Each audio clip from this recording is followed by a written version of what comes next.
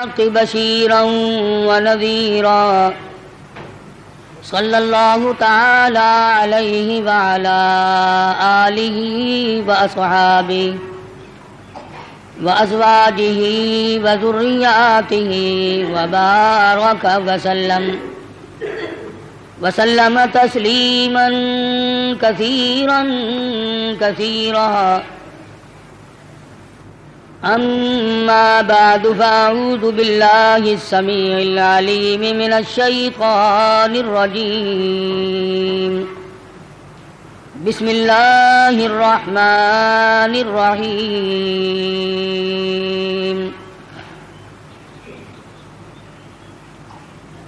قل إن صلاتي ونسكي ومحياي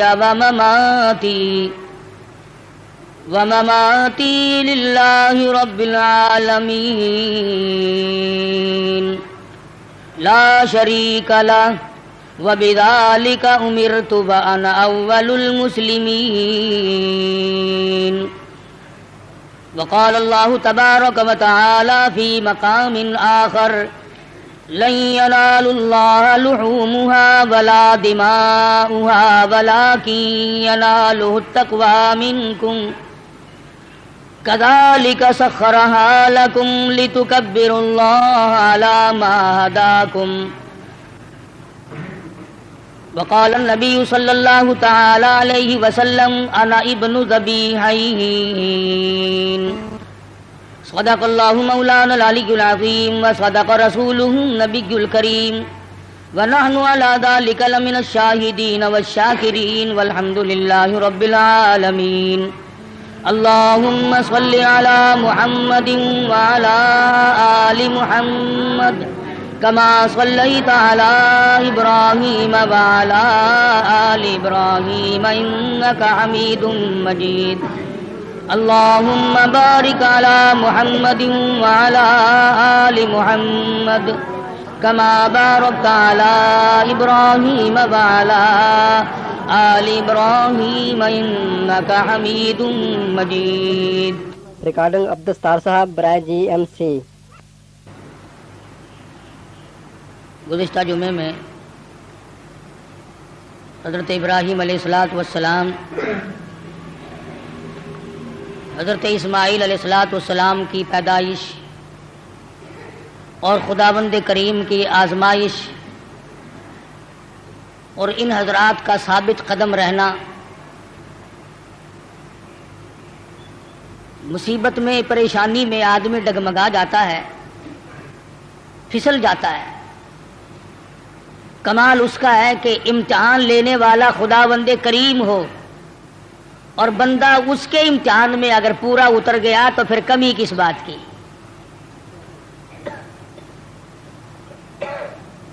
مجھے اور آپ کو ہر وقت یہ دعا کرنی چاہیے کہ اللہ پاک آزمائش سے بچائے، امتحان سے بچائے. ہم لوگ امتحان کے قابل نہیں، ہم لوگ آزمائش کے قابل نہیں. ہمارا پرچہ پہلے ہی بالکل صاف ہے تو امتحان کیا دیں گے؟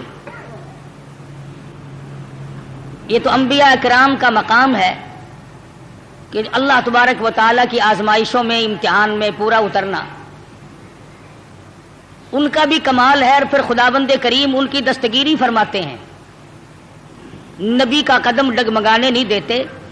نبی پھسل گیا تو خداوند کریم کو الزام آتا ہے، چونکہ نبی خدا کا براہ راست نمائندہ ہوتا ہے. اس بنا پر انبیاء کرام کی حفاظت بھی کی جاتی ہے. حضرت ابراہیم علیہ السلام پر مختلف آزمائشیں آئیں، مختلف امتحان آئے. خلیل نے سارے امتحانوں کے پرچوں کو صحیح حل کر کے دکھایا. اس پر بھی کبھی گھمنڈ نہیں کیا. علماء کرام نے لکھا ہے کہ حضرت ابراہیم علیہ السلام سر سجدے میں رکھ کر رویا کرتے تھے کہ الہی مجھ سے جو بھول ہوئی اسے معاف کر دے. وہ سب کچھ کرنے کے بعد بھی ڈرتے تھے اور ہم کچھ بھی نہ کرنے کے بعد بھی نہیں ڈرتے.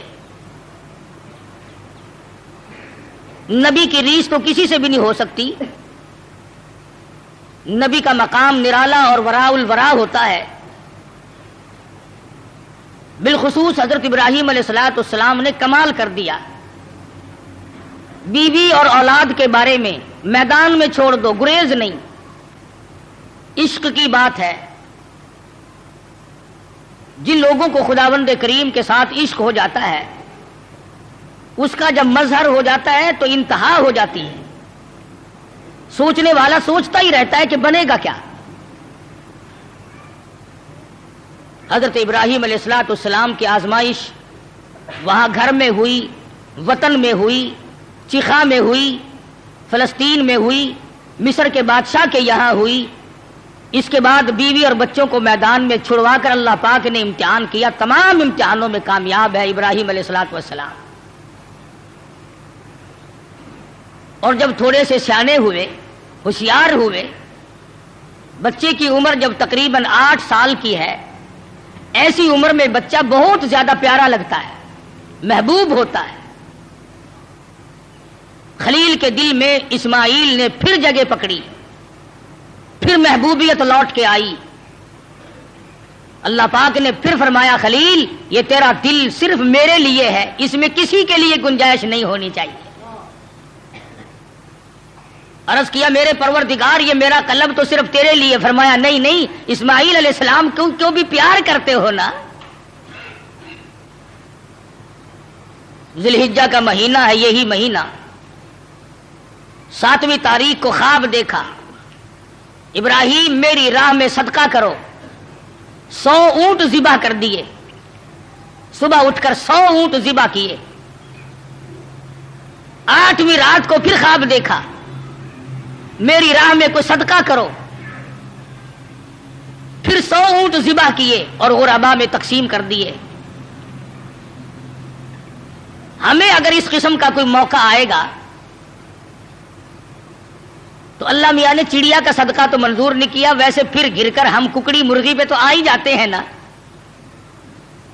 جب بھی صدقہ دینے کی نوبت آئے، بچہ بیمار ہے، پریشانی ہے، کوئی بڑی عورت آ کر کہہ دیتی ہے کہ اللہ کی راہ میں صدقہ کرو، تو زیادہ سے زیادہ ہم مرغے پہ دوڑتے ہیں، کیونکہ تھوڑے پیسوں کا وہی ہے، اور تھوڑے پیسوں میں راضی ہونے والی ذات صرف اللہ کی اور کوئی نہیں. یا زیادہ سے زیادہ بکرے پر پہنچتے ہیں. مگر یہ خلیل ہے جو ایک امر پر 100 اونٹ ذبح کر رہا ہے. دوسری رات کو خواب دیکھا تو پھر بھی 100 اونٹ قربان کر دیے. 9ویں رات کو پھر خواب دیکھا تو آواز آئی میں وہ چیز مانگتا ہوں جو دنیا میں تجھے سب سے زیادہ محبوب ہو، سب سے زیادہ جو شے مرغوب ہے اس کی قربانی مانگتا ہوں. بس سمجھ گئے کہ اسماعیل علیہ السلام سے زیادہ اس کائنات میں مجھے کوئی پیارا نہیں ہے، اس کی قربانی مانگی جا رہی ہے. صبح ہوئی، حضرت ہاجرہ سے فرمایا کہ نہلا دھلا دو، تیاری کر دو، بہت بڑے دوست سے ملانے لے کے جاؤں گا. حضرت ہاجرہ نے تیاری کر دی، نئے کپڑے پہنائے، غسل کرایا، تیار کر کے ابا کے ساتھ کر دیا. چپکے سے چھری اور رسی بغل میں دبا لی حضرت ابراہیم علیہ السلام نے. شان نبوت دیکھو کہ عورت ذات مخل نہ ہو جائے، تکلیف پہنچنے پر یہ شاید برداشت نہ کر سکے. قرآن کریم نے عجب انداز کے ساتھ فرمایا او میرے نبی حضرت محمد الرسول اللہ صلی اللہ تعالی علیہ وسلم فرما دیجئے کل ان صلاتی و نسکی. کالی کملی والے صلی اللہ علیہ وسلم کل کہو، فرما دو، سمجھا دو، لوگوں کو بتا دو، آگاہ کر دو. ان صلاتی و نسکی، میری نماز بھی، میری قربانی بھی، چلو ہم نے مان لیا عبادات کے درجے میں جو ہوں گی وہ اللہ کے لیے ہو جائیں گی، باقی اللہ میاں کے لیے نہیں. فرمایا جس قسم کی بھی نماز ہو میری وہ نماز بھی، اور جس طرح کی قربانی ہو میری وہ بھی. اور حضور علیہ الصلوۃ والسلام کو حکم ہوتا ہے او کالی کملی والے زیادہ وضاحت کر دے ان لوگوں کے سامنے. قرآن کریم میں لوگ پڑھتے جائیں، قیامت تک خبردار ہوتے جائیں. وَمَحْيَايَ وَمَمَاتِي، اور دنیا والوں میرا جینا میرا مرنا للہ رب العالمین، یہ سارے کا سارا اس پروردگار عالم کے لیے ہے جو سارے جہان کا پالنہار ہے. میرے لب بھی اگر ہلیں گے تو اسی ذات کے لیے، میرا قدم حرکت کرے گا اسی کی رضا مندی کے لیے، میرا ہاتھ حرکت کرے گا اسی کی رضا مندی کے لیے، میری آنکھ اگر اشارہ کرے گی وہ بھی اللہ کی رضا مندی کے لیے۔ وَمَحْيَايَ وَمَمَاتِي، او لوگو میں مدنی کریم صلی اللہ علیہ وسلم کا مرنا جینا سارا اسی کی ذات کے لیے ہے۔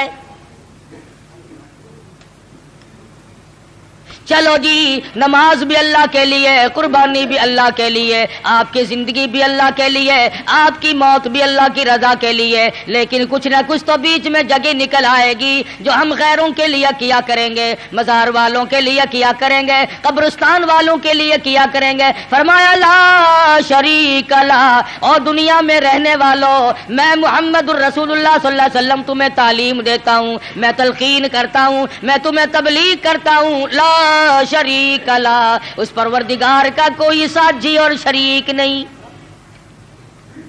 وَبِذَلِكَ أُمِرْتُ وَأَنَا أَوَّلُ الْمُسْلِمِينَ، اور دنیا میں رہنے والوں مجھے خداوند کریم نے حکم دیا ہے، مجھے امر ملا ہے کہ سب سے پہلا فرما بردار میں بنوں۔ اگر میں فرما برداری نہ کروں تو کون کرے گا؟ فرما برداری کی ابتدا تو مجھ سے ہونی ہے۔ اس وقت کے اس جہان میں ساری دنیا برگشتہ ہو گئی ہے۔ وَبِذَلِكَ أُمِرْتُ وَأَنَا أَوَّلُ الْمُسْلِمِينَ۔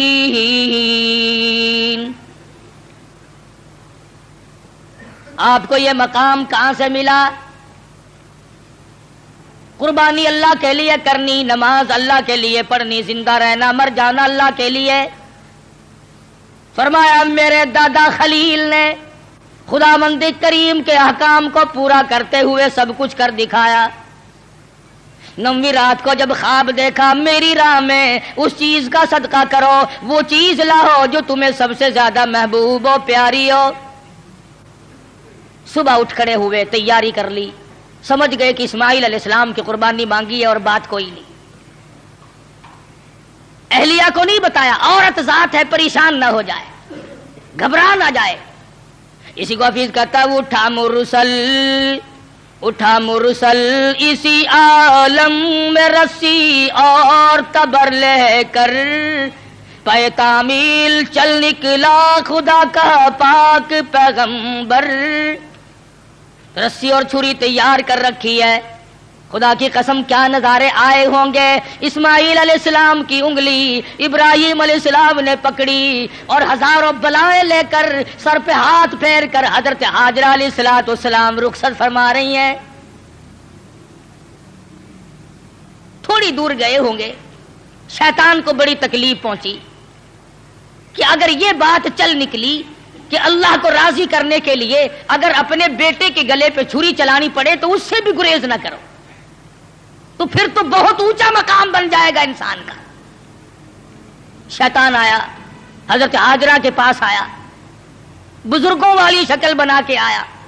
شیطان کو بھی پتا ہے نا کہ لوگ اس شکل سے جلدی دھکا کھاتے ہیں۔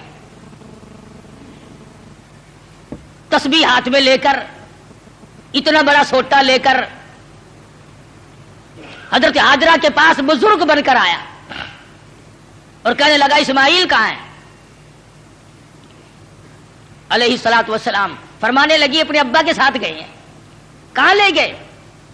کہ یہ بتا رہے تھے کہ میں کسی اپنے دوست سے ملانے لے کے چلا ہوں۔ کہنے لگا ملانے نہیں گئے اور ذبح کرنے گئے ہیں۔ آج تک کسی باپ نے اپنے بچے کو ذبح کیا ہے؟ کون اتنا شقی القلب ہے جو اپنی اولاد کی گلے پہ چھری چلا دے؟ شیطان بھی سچ بولنے پر مجبور ہو گیا۔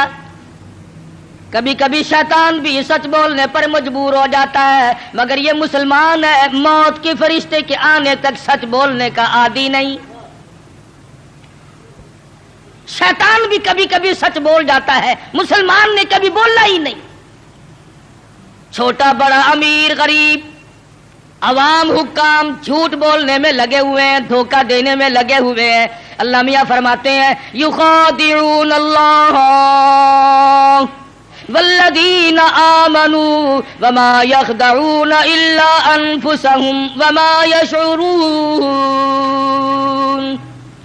اللہ میاں کو دھوکہ دیتے ہیں، اللہ دھوکہ نہیں کھا سکتا ہے، وہ علیم بذات الصدور ہے، فرمایا اس پر ایمان رکھنے والوں کو دھوکہ دے دیا جاتا ہے۔ خدا بندے کریم فرماتے ہیں انہیں بھی دھوکہ نہیں دیتے ہیں، اپنے آپ کو دھوکے میں ڈال رہے ہیں۔ لا یغرنک تقلب الذین کفروا فی البلاد۔ شیطان کہنے لگا ہاجرہ خلیل مجبور ہے، کائے کی مجبوری آ گئی؟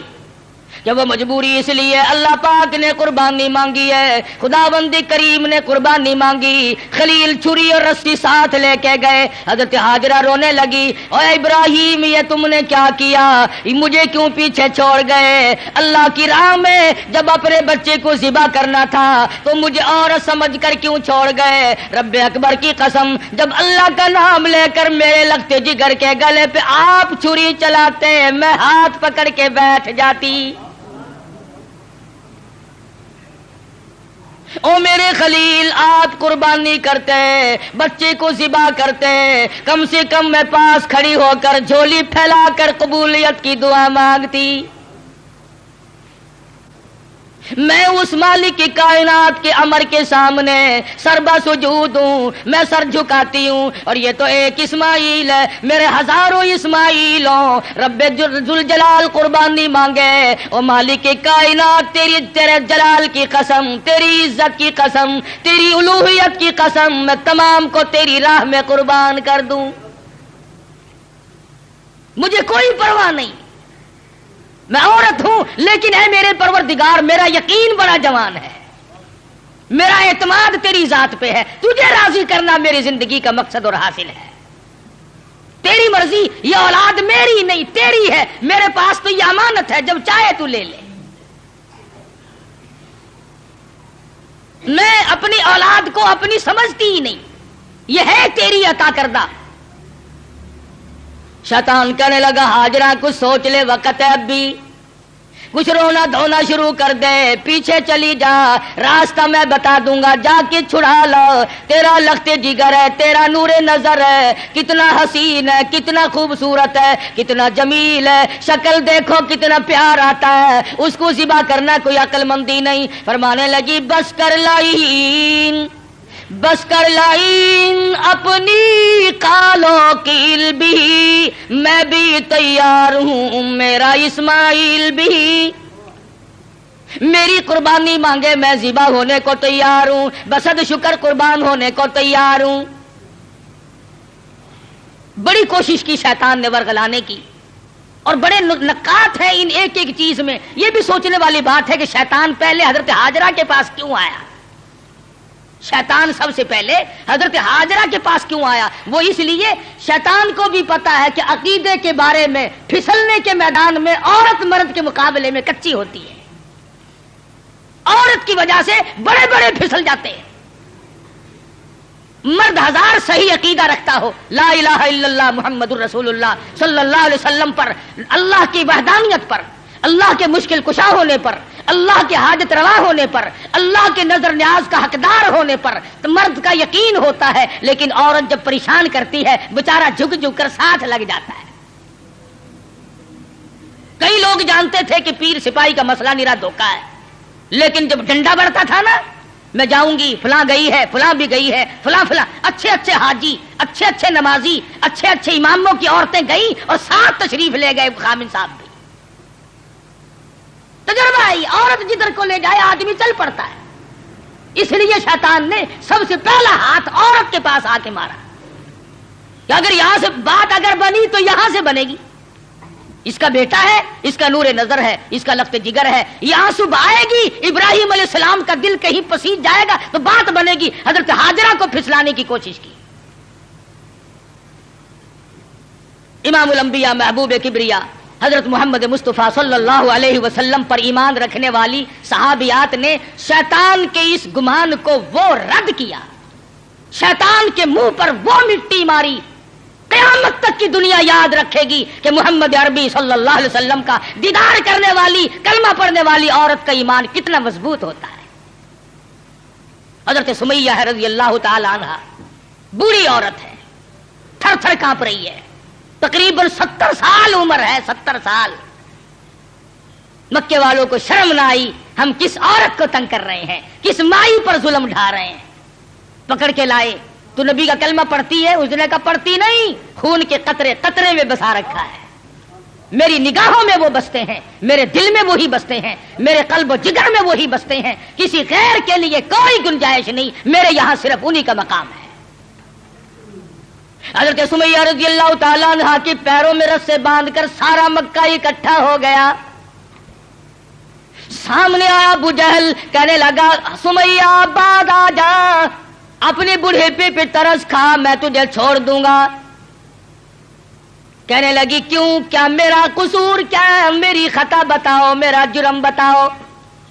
کہنے لگا اس سے بڑا جرم کیا ہے، تو زبان سے کہتی ہے لا الہ الا اللہ محمد الرسول اللہ صلی اللہ علیہ وسلم، یہ تھوڑا جرم نہیں. کہتی ہے اس کے سوا ہے کوئی نہیں، زمین میں، زماں میں، مکی میں، مکان میں، آسمانوں میں، زمینوں میں، دریاؤں میں، سمندروں میں، عرش عظیم پہ، ہر آدمی کے قلب و جگر میں اس کے سوا کوئی نہیں. کہتی ہو نا؟ فرمایا ہاں کہتی ہوں کہ یہ تجھے چھوڑنا پڑے گا. کہنے لگی چھڑانے والے کبھی سے مر گئے، کبھی سے مر گئے. دیکھو ایمان ہو تو ایسا ہو. میر تو کہہ لیتے ہیں نا، جی مجبوری کے وقت میں بندہ مجبور جو ہو گیا. یہ سمیہ مجبور نہیں، کافروں کی حکومت ہے، کافروں کا شہر ہے، کافروں کی برادری ہے، سارا جہان کفر سے بھرا ہوا ہے. 70 سال کی بوڑھی عورت اپنی ایمان پر مضبوطی کے ساتھ جمی کھڑی ہے. دھکا دیا جاتا ہے، اٹھ کھڑی ہوتی ہے، اپنے ایمان کا سودا نہیں کرتی. بالآخر ابو جہل کہنے لگا میں تجھے چیر کر ٹکڑے کر دوں گا یا بعد آ جا. حضرت سمیہ کہنے لگی او کمینے، چلا جا میری آنکھوں کے سامنے سے. تم مجھ سے یہ امید نہ رکھ، میری کمزوری کو نہ دیکھ، میرے بوڑھیپے کو نہ دیکھ، میری ضعیفی اور ناتوانی کو نہ دیکھ، بلکہ میرے ایمان کو دیکھ. یہ مکے کے پہاڑ اپنی جگہ سے ٹل سکتے ہیں، رب ذوالجلال کی قسم میرے ایمان میں رائی کے دانے کے برابر بھی فرق نہیں آ سکتا، نہیں لا سکتا کوئی فرق. سمیہ کے چیر کر ٹکڑے تو کر دیے، مگر حضرت سمیہ نے ایمان کا سودا نہ کیا. ہر سال یہ دن آ کر مسلمانوں کو توحید باری تعالیٰ کا سبق پڑھا جاتا ہے. ایثار و ہمدردی اور قربانی کا سبق آموز درس دے کے جاتی ہے یہ عید الاضحیٰ بقرہ عید. حضرت ہاجرہ کے یہاں سے شیطان اپنا سا منہ لے کر واپس ہوا کہ یہاں تو کوئی بات نہ بنی. پھر حضرت اسماعیل علیہ السلام کے پاس آیا کہ یہ بھی بچہ ہے، اگر رونا دھونا شروع کر دے تو کوئی بات بنے گی. کہنے لگا بیٹا کہاں چلے؟ کہ ابا کے ساتھ جا رہا ہوں. کہیں لے کے بھی چلے ہوں گے کہ جی کسی دوست سے ملانے کے لیے لے کے جا رہے ہیں. اس نے کہا ذبح کریں گے. اس نے کہا بدبخت آج تک کسی باپ نے اپنے بچے کو کبھی ذبح کیا کہ نہیں کیا؟ تو نہیں، پھر مجبور ہوا. یہ مجبور ہے، اللہ پاک کا حکم ہے، اللہ کا امر ہے. حضرت اسماعیل علیہ السلام نے بھی یہی جواب دیا کمینے دفع ہو جا، تو شیطان ہے، مجھے ورغلانے آیا ہے، مجھے پھسلانے کے لیے آیا، مجھے بہکانے کے لیے آیا. کہاں میرا مقدر اللہ کا نام ہو میرے گلے پہ چھری چلے، میں اس کے لیے بڑا راضی ہوں. میرا مقدر کہاں؟ پروردگار عالم میری قربانی مانگے اور مجھے ذبح کیا جائے. وہاں سے بھی اپنا سمو لے کر کے واپس ہوا. حضرت ہاجرہ نے بھی کنکریاں پھینک کے ماری، حضرت اسماعیل علیہ السلام نے بھی کنکریاں پھینک کے ماری، وہاں سے غائب ہو گیا. پھر حضرت ابراہیم علیہ السلام کے قریب آیا اور کہنے لگا ذرا عقل کرو، ہوش کرو، بوڑھیپے کی اولاد ہے، اکلوتا بیٹا ہے، کتنا خوبصورت نور نظر ہے، کتنا حسین لخت جگر ہے، اور 100 اونٹ قربان کر دو مگر بچے کے گلے پر چھری نہیں چلایا کرتے. یہ کوئی دینداری نہیں، یہ تو بہت برا عمل ہے.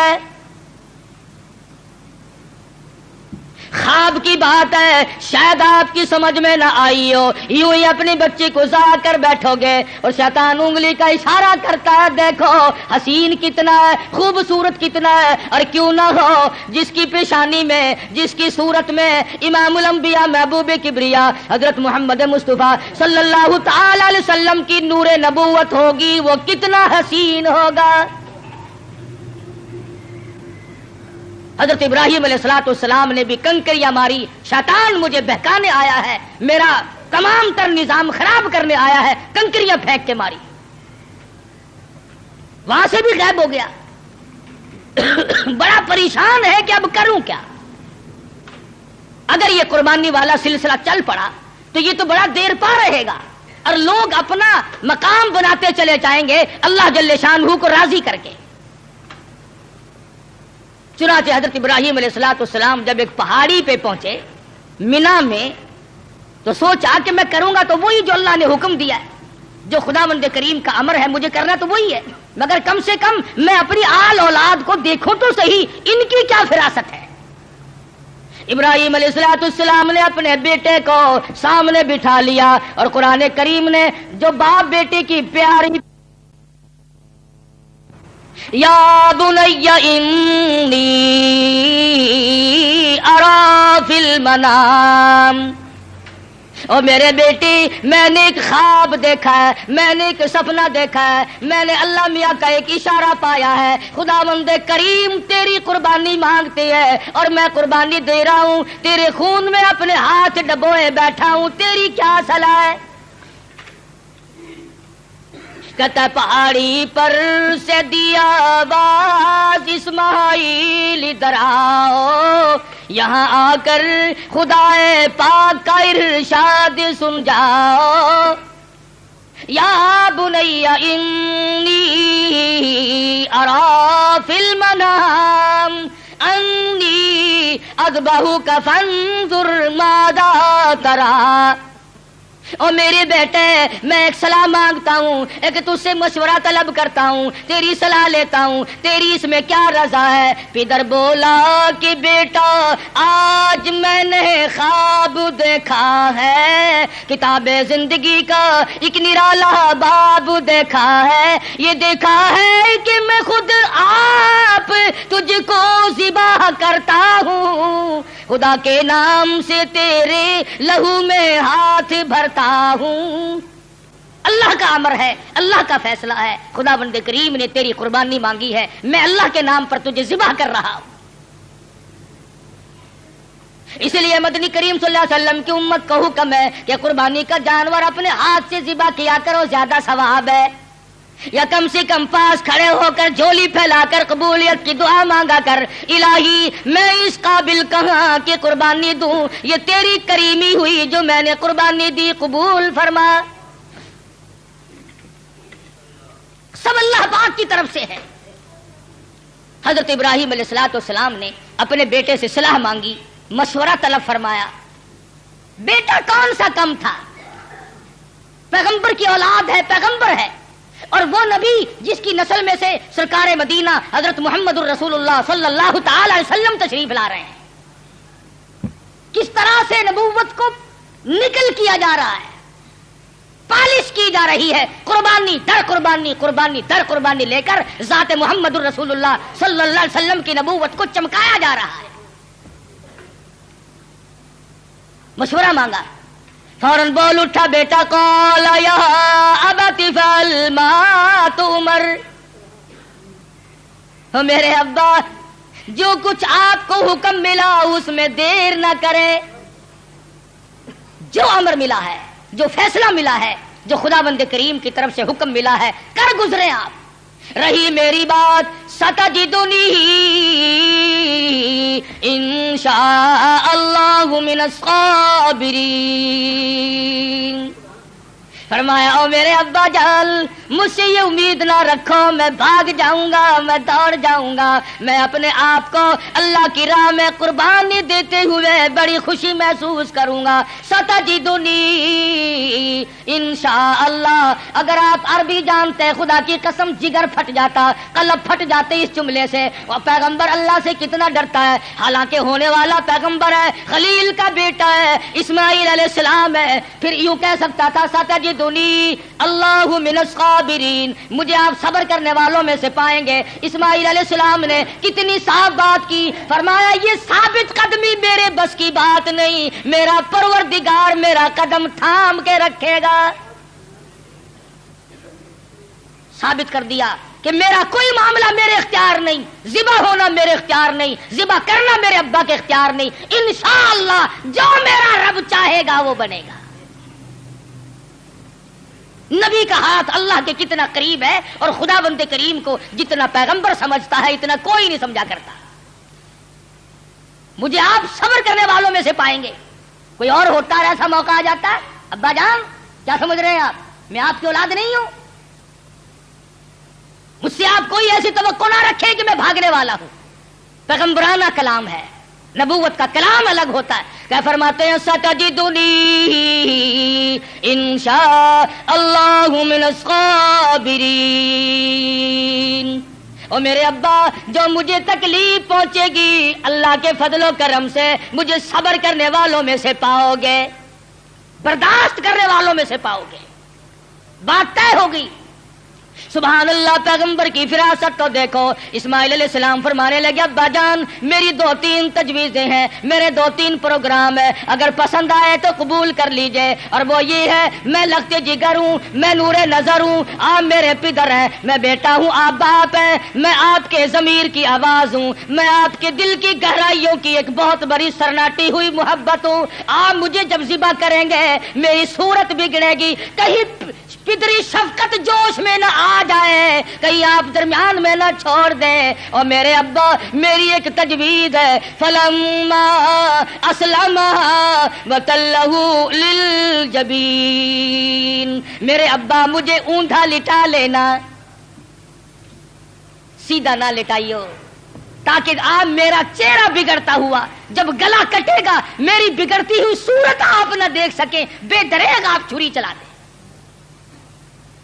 بہت اچھا بیٹے, یوں ہی کروں گا.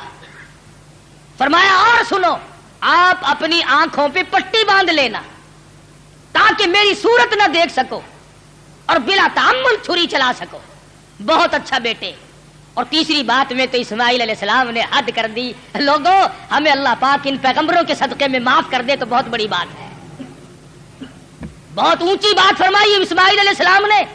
فرمانے لگے او میرے ابا میرے ہاتھ پیروں میں رسی ڈال دینا, اللہ کے نام پہ ذبح ہوتے وقت کوئی حرکت نہ کر سکوں, ہلنے نہ پاؤں, میرے ہاتھ پاؤں نہ آڑے اڑ جائیں. ادب بھی ہے میرے ابا, میرا ہاتھ پیر آپ کو لگ نہ جائے تڑپتے ہوئے, کہیں آپ کی بیعت بھی مجھے مار نہ ڈالے. وہ ذبح ہوتے وقت اپنے ہاتھ پاؤں کو باپ سے بچاتا ہے, ہم باپ کے سر پہ جوتے مارتے ہیں. فرمایا مجھے آپ اوندھا لٹائیں, اپنی آنکھوں پہ پٹی باندھیں اور میرے ہاتھ پاؤں باندھ دیجئے گا, میرے ہاتھ پیر حرکت نہ کر سکے, اللہ کے نام پہ ذبح ہونے لگا. مان لی گئی بات. ٹھیک ہے, یہ تینوں تجویزیں بیٹا مجھے بڑی پسند آئی اور میں ان تینوں تجویزوں کو سنبھالتا ہوں. تیاری ہوئی, تیار ہیں دونوں. اس لیے کہتا ہوئے تیار ہر طرح سے دونوں باپ اور بیٹا ہوئے اب ہر طرح تیار دونوں باپ اور بیٹا. چھری اس نے سنبھالی تو یہ جھٹ قدموں میں آ لیٹا. اسماعیل علیہ السلام کو ابراہیم علیہ السلام پکڑنے نہیں گئے, وہ دوڑتے نہیں پھرے. ادھر انہوں نے چھری تیار کی, ادھر آواز دی اسماعیل آؤ اللہ کے نام پہ ذبح ہونے کے لیے. اسماعیل علیہ السلام ابا کے قدموں میں خود بخود لیٹ گئے. کوئی ایسی بات نہیں, ابا کے دل میں یہ بات نہیں اب کیا بنے گی, اب میرا بیٹا ذبح ہو جائے گا, لگتے جگر رخصت ہو جائے گا, کسے بیٹا کہہ کے بلاؤں گا, مجھے کون ابا کہہ کر کے بلایا کرے گا. یہ تمام چیزیں رخصت ہے, کسی قسم کی پریشانی نہیں, نہ بیٹے کے دل میں ہے نہ باپ کے دل میں ہے, دونوں خوش ہیں, اللہ راضی ہو جائے. بالکل بے دھڑک اسماعیل علیہ السلام کے سینے پر گھٹنا رکھا ہے, پچھاڑا اور گھٹنا سینے معصوم پر رکھا, چھری پتھر پہ رگڑی ہاتھ کو حلقوم پر رکھا. سینے پہ گھٹنا رکھ لیا, گلے پہ ہاتھ رکھ لیا, آسمانوں میں فرشتوں کے رونے کا کوہرام مچ گیا. اے پروردگار او بے نیاز ذاتی, یہ کیا بننے والا ہے, یہ کیا ہونے لگا ہے, ہم نے اس قسم کا ماجرا آج تک نہیں سنا، آج تک نہیں دیکھا۔ تیری راہ میں تیرے نام پہ آج کے بعد لخت جگر ذبح ہونے لگیں گے، یہ ذبح ہو رہا ہے۔ ادھر پروردگار عالم کی طرف سے آواز آئی، او چھری خبردار، اگر ایک بال بھی کاٹا، خبردار اگر بال کاٹا جہنم میں جلنا پڑے گا۔ چھری چلا رہے ہیں، چھری چلتی ہے کاٹتی نہیں۔ اسماعیل علیہ السلام نے کہا ابا زور سے چلاؤ۔ میرے بیٹا میں تو چلا رہا ہوں، چلتی نہیں ہے، میرے ہاتھوں کو خون لگا نہیں، میں انتظار کر رہا ہوں۔ واہ اسماعیل علیہ السلام تیری دانائی پر قربان ہو جاؤں۔ فرمایا ابا ذرا ٹھہرو، شاید اللہ پاک کو میری تجویز، میرا بنایا ہوا ہیلا مسیلا منظور نہیں، مجھے سیدھا لٹاؤ، آپ اپنی پٹی کھول دو، شاید مالک کائنات کو یوں منظور ہو، باپ بیٹے کی نظر بھی ملے، چھری بھی چلے، بیٹا باپ کو تڑپتے ہوئے دیکھے، بیٹا باپ کے ہاتھ کو گلے پر چلتا ہوا دیکھے، چھری بھی چلے، نظر بھی ملے، محبت بھی مچلے، ارمان بھی نکلے، شاید یہ منظور ہو۔ اسماعیل علیہ السلام سیدھے لیٹ گئے، ابراہیم علیہ السلام نے پٹی اتار دی، ہاتھوں کی رسیاں بھی کھلوا دی، شاید اللہ کو یوں منظور ہو میری راہ میں قربان ہونے والے تڑپ تڑپ کے جان دے دے۔ چھری چل رہی ہے، کاٹتی نہیں ہے، کاٹے کیسے؟ امر الہی جو نہیں، خدا نے جو منع کر دیا، وہ چھری اپنے وقت پر ایک بال نہیں کاٹتی۔ آج میں اور تو ہیں جو اللہ کے امر کے خلاف ساری زندگی بسر کرتے ہیں۔ اسماعیل علیہ السلام پوچھتے ہیں ابا مجھے تکلیف اب بھی نہیں ہوئی؟ ابا دل سے چھری چلاؤ، کہیں اللہ میاں ناراض نہ ہو جائے، میرے گلے کو رگڑ مارو۔ میرے بیٹے میں زور لگا کے چلا رہا ہوں۔ فرمانے لگے ابا جان ایک ترکیب اور میری سمجھ میں آئی، چھری کی نوک میرے گلے پہ رکھ کر نبوت کا سارا وزن ڈال دو، چھری کی نوک میرے گلے پہ رکھ کر نبوت کا سارا وزن ڈال دو، اس طرح سے ذبح ہو جاؤں گا۔ ادھر اللہ پاک نے چھری کو حکم دیا ہوا ہے خبردار اگر ایک رونگٹا بھی کاٹا، تجھے کیا معلوم ہے چھری کی شامت آ گئی، اوپر بھی نبی نیچے بھی نبی، کہاں جائے کس طرح پہ کرے؟ اوپر بھی پیغمبر ہے نیچے بھی پیغمبر ہے۔ ادھر اللہ میاں نے حکم دے رکھا ہے او چھری اگر ایک رونگٹا بھی کاٹ دیا تجھے معلوم ہونا چاہیے یہ وہ اسماعیل ذبیح اللہ ہے جس کی نسل میں سے میں آمنہ کے در یتیم حضرت محمد کریم صلی اللہ علیہ وسلم کو لانا چاہتا ہوں۔ چھری بڑی مجبور ہے، نیچے پیغمبر ہے اوپر بھی پیغمبر ہے، تھوڑا سا راستہ لکڑی کے دستے میں ملا اس میں تو اتر گئی، لکڑی میں تو گھس گئی، مگر نیچے اسماعیل علیہ السلام کا رونگٹا نہ کاٹا۔ پریشان ہے ہوا کیا؟ اتنی دیر میں دیکھتے کیا ہے آسمان کی طرف سے ایک دمبا آ کے پڑا اور آواز آئی یہ جنت کا رہنے والا دمبا ہے اس کی قربانی دو۔ آواز آتی ہے وَنَادَيْنَاهُ أَيْ يَا إِبْرَاهِيمُ قَدْ صَدَّقْتَ الرُّؤْيَا، اور میرے خلیل آپ نے اپنے خواب کو سچا کر دکھایا۔ إِنَّا كَذَلِكَ نَجْزِي الْمُحْسِنِينَ، ہم نیکی کرنے والوں کو یوں ہی بدلہ دیا کرتے ہیں۔ وَفَدَيْنَاهُ بِذِبْحٍ عَظِيمٍ، یہ دمبا آیا ہے اس کی قربانی دو۔ اور میرے خلیل ہم نے آپ کے بچے کی قربانی قبول کر لی اور ہم نے سوچا کہ یہ خالی جھولی گھر نہ جائے، دمبے کی قربانی کر کے ساتھ لے جائیں تاکہ حاضروں کو بھی پتا چلے ہم قبول کرنے والے ہیں۔ إِنَّ هَذَا لَهُوَ الْبَلَاءُ الْمُبِينُ، یہ بہت بڑی آزمائش تھی، یہ بہت بڑا امتحان تھا۔ اللہ میاں فرماتے ہیں او میرے خلیل تو امتحان میں پاس ہے۔ بعض لوگ کہہ دیا کرتے ہیں جی پیغمبروں کو پتا ہوتا ہے کہ یوں انجام ہوگا، اگر اسماعیل علیہ السلام کو پتا ہو کہ بھئی یہ یوں ہی چھری چھاری چلے گی میرا کٹے وٹے گا کچھ نہیں، اور ابراہیم علیہ السلام کو اگر پتا ہو کہ یہ جائے گا کہیں نہیں، میرا لخت جگر میرے پاس رہے گا، یوں ہی دکھاوا ہے، پھر یہ امتحان کیا ہوا، پھر یہ رضا خداوندی کیا ہوئی، یہ تو ڈرامہ بن گیا۔ مزہ تو تب ہے ہاجرہ کو پتہ نہ ہو، اسماعیل علیہ السلام کو پتہ نہ ہو، ابراہیم علیہ السلام کو پتہ نہ ہو ہونے والا کیا ہے، اور بعد میں اطلاع ملی۔ فرمایا اے میرے خلیل انا کذالک نجزی المحسنین، آپ میرے ان بندوں میں سے ہیں جن کو میں بڑی بہترین جزا دینے والا ہوں۔ اور فرمایا خلیل میں اس طرح طریقے کو قیامت تک کے لوگوں میں رائج کروں گا۔ وہ قربانی بکرے کی دیں گے، دمبے کی دیں گے، گائے کی دیں گے، اونٹ کی دیں گے، مجھے اپنی کبریائی کی قسم میں ان کو ثواب اتنا ہی دوں گا جیسا کہ آج ہم تجھے بچہ اور بیٹا ذبح کرنے پر عطا فرما رہے ہیں۔ حضرت اسماعیل کی قربانی کے صدقے میں جزا اتنی ملے گی، اللہ پاک کی طرف سے انعام اتنا ہی ملے گا خلیل جو میں آج تجھے دے رہا۔ محمد عربی صلی اللہ علیہ وسلم نے ساری عمر شریف میں جتنے سال کی آپ کی عمر ہوتی تھی اتنے ہی اونٹ ذبح کیا کرتے تھے، اور پھر کئی اونٹوں کو لے کر تشریف لاتے۔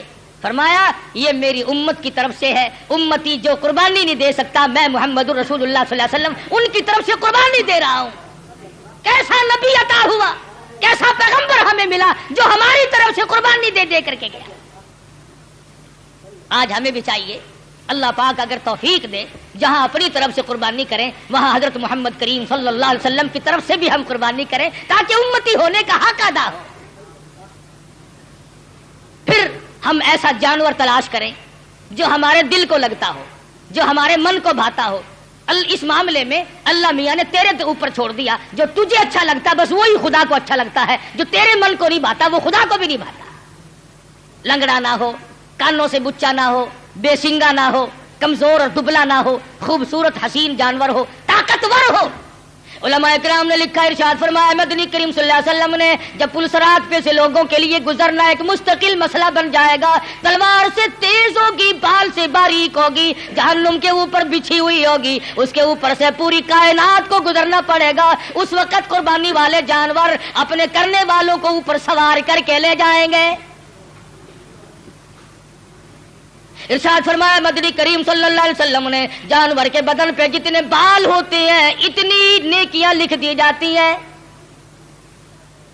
تو بہت بڑا اجر، بہت بڑا انعام ہے اللہ میاں کا اس امت پر جو حضرت محمد الرسول اللہ صلی اللہ علیہ وسلم کے طفیل آپ کو ملی ہے۔ عید والے دن، عید کی نماز کے بعد سے لے کر 3 دن تک دن میں قربانی کرنا جائز ہے، پہلے دن بھی، دوسرے دن بھی، تیسرے دن بھی۔ اگر آپ کو کرنے والا صحیح آدمی میسر نہ آئے تو گڑبڑ نہ کریں، یوں ہی کٹا نہ کٹا برابر ہے، پریشان ہے، افراتفری کا زمانہ ہے، اس لیے اللہ میاں عالم الغیب ہے، وہ جانتا تھا ایک وقت آئے گا کہ لوگ قربانی زیادہ دیں گے، کسائی کم ہو جائیں گے۔ اگر وہ ایک ہی دن رکھ دیتا نا، آپ یقین کریں 1000 روپے سے کم نہ کسائی مانگتا، کہتا جتنے کا جانور اتنے ہی کم ہے، یا مجھے سبا کر لے یا جانور کو کر لے۔ یہ تو شکر ہے 3 دن ہے ان کی کمر ٹوٹ گئی، ورنہ بابا توبہ میری پوچھو ہی نا۔ اللہ میں عالم الغیب وہ جانتا ہے، فرمایا اس مشکل سے بچنے کے لیے 3 دن قربانی کے صحیح ہیں، پہلے دن کرو، دوسرے دن کرو، تیسرے دن کرو، اور پھر ایسی صورت میں کرو کہ تم وہاں پر موجود ہو، تیرا پالا ہوا جانور، تیرے من کو بھایا ہوا جانور جب ذبح ہوگا ادھر خون بہے گا۔ فرمایا او میرے بندے میں تیرا گوشت کھانے نہیں آتا، میں تیرا چمڑا لینے نہیں آتا، میں تیرے گوشت کا بھوکا نہیں، ولاکی ینالہ التقوی منکم۔ فرمایا ادھر تیری قربانی کا خون زمین پہ قطرہ گرتا ہے ادھر میں قبول کر لیتا ہوں۔ ولاکی ینالہ التقوی منکم، میں تو تیرے دل کا تقوی دیکھتا ہوں، یہ کر کیا رہا ہے؟ اب بتلائیے یہ تو کوئی تقوی نہیں نا، حرام کے پیسوں سے اگر جانور خریدا یا رشوت میں ہی منگوا لیا۔ افسر لوگ منگوا لیتے ہیں جو ان کے بڑے بڑے ملنے والے ہوتے ہیں کہ میاں ذرا ہے 2 بکرے تو بھیج دینا اس مرتبہ، پچھلے سال بھی آپ نے نہیں بھیجے، انہوں نے کہا اچھا جی ضرور بھیجیں گے، میرے مقدمے کا خیال رکھنا کہ ہاں وہ ہو جائے گا، تم بکرے تو لاؤ۔ یہ قربانی ہو رہی ہے، جوئے کا پیسہ، رشوت کا پیسہ، ملاوٹ کا پیسہ۔ اگر تم حرام پیسے کما کر کے چاہے 1 لاکھ قربانی کرو، اللہ کے نبی کا فرمان ہے کوئی قابل قبول نہیں۔ حلال سے قربانی دو اور تمام چیزیں جو ہیں وہ سوچ سمجھ کر انجام دو. ہر اس آدمی پہ قربانی فرض اور واجب ہے جو 52 تولے چاندی کا مالک بنا رہا ہو سارے سال. یہ نصاب ہے قربانی کا, تو ہر شخص کو قربانی کرنی چاہیے. سنت خلیل بھی ہے اور سنت حبیب بھی ہے صلی اللہ علیہ وسلم. باقی رہا مسئلہ یہ کہ آپ قربانی دے کر گوشت کے 3 حصے کریں, ایک اپنے لیے, ایک عزیز و اقربا رشتہ داروں کے لیے, ایک غربا اور مسکین کے لیے. ہمارے یہاں کیا ہے, جس کے یہاں ہم دینے چلے وہی ہمارے یہاں لا رہے ہیں. کئی مرتبہ راستے میں ہی ایکسیڈنٹ ہو جاتا ہے, خالہ ہم تمہارے گھر چلے تھے, ہاں پھوپھی ہم تمہارے گھر چلے ہیں. غریب کے یہاں کون جائے؟ جو بیوہ, جو غریب مصیبت کی ماری ہوئی اپنے بچوں کو لیے بیٹھی ہے, اس کے یہاں سے پلیٹ نکلے تو پلیٹ آئے. اور آخری مسئلہ جو ہے وہ قربانی کی کھال کا ہے. آپ جب تک اس کو بھی صحیح مصرف جہاں دل گواہی دے نہیں پہنچائیں گے تو پھر بھی آپ کی قربانی قبول نہیں ہوگی. آلکس کے مارے خون میں بھری ہوئی کھال پڑی ہے, وہ کرنے والے نے کہہ دیا شیخ جی اور دینی ہے جی, آخر ایسی اور رکھنی ایسی کی کریں گے, اب پھڑو پھر کتنے پیسے دے دوا, اور مینو کی پتا, میری تو کریانے کی دکان ہے, کھلا دا پاتے نہیں پتا, اب پھڑو جی 15 روپیے. چلو جی کیڑا لے کے جاوے, اتنے کپڑے چنگے بھلے پائے ہوئے ان کیڑا کھچی پھرے, وہ 15 میں لے گیا, 65 کی چیز تھی 15 میں. تم نے سر سے ٹلانے کی غرض سے اگر کی تو قربانی کا ناس کر دیا. مستحق تک پہنچاؤ, اپنے محلے میں غریب کو دو, خود دے کے آؤ, بیوہ کو دو. اگر تم بیچ کر جو پیسے تم نے بانٹے ہیں ان پیسوں کو تبدیل کرنے کی اجازت نہیں ہے. مسئلے سمجھا کرو شریعت کے. مثلا 100 روپے میں تم نے کھال بیچی, تو جو 100 روپیہ اس کھال کے بدلے میں ملا ہے وہ 10 کے تھے, آپ کو کھلوں کی ضرورت پڑی, 100 کا نوٹ اس جگہ رکھ دیا اور کھلے لے لیا, جائز نہیں. فرمایا وہی دو جو بدلے میں ملے. بڑا پرہیز ہے. اس سڑک سے گزرتے ہوئے ایک مسافر مر گیا, ہمیں پتا چلا, ہمارے پاس بکرے کی گائے کی کھال کے پیسے رکھے ہوئے تھے. ہم نے کہا چلو بھائی, بلا وارث بے غریب کہاں کا ہے, بیچارہ فوت ہو گیا, مر گیا, کفن ڈال دیں. اللہ کے نبی نے فرمایا ہرگز جائز نہیں. قربانی کی کھال کے پیسوں سے مسافر پہ کفن نہیں ڈالا جا سکتا, مسجد میں نہیں خرچ کیے جا سکتے, تنخواہ سمجھ کر امام کو نہیں دیے جا سکتے, سید کو دینا جائز نہیں. قربانی کی کھال کا پیسہ سید کو دینا جائز نہیں. ہاں ویسے ڈھکا مار کے سید کھا لے تو کوئی حرج نہیں. فرمایا یہ غریب طالب علموں کا حق ہے, مساکین کا حق ہے, بیوہ کو غریب کو خود دو یا مدرسے میں پہنچاؤ جو طالب علم اس کے صحیح معنوں میں مستحق ہے.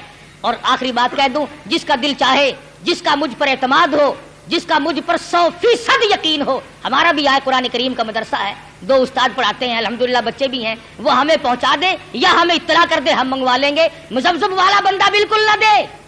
جس کے دل میں یہ بات ہو کہ قاری حنیف نے کھانے کے ڈھنگ بنائے, ہمیں اس کی کھال نہیں چاہیے, بالکل نہیں چاہیے. میرا مدرسہ الحمدللہ کسی کا محتاج نہیں, کبھی میں کہیں چندے مانگنے نہیں گیا, اور دیکھ لو بن رہا ہے, بڑھ رہا ہے. انشاءاللہ اتنا میں زندہ ہوں یہ بنتا رہے گا, بڑھتا رہے گا.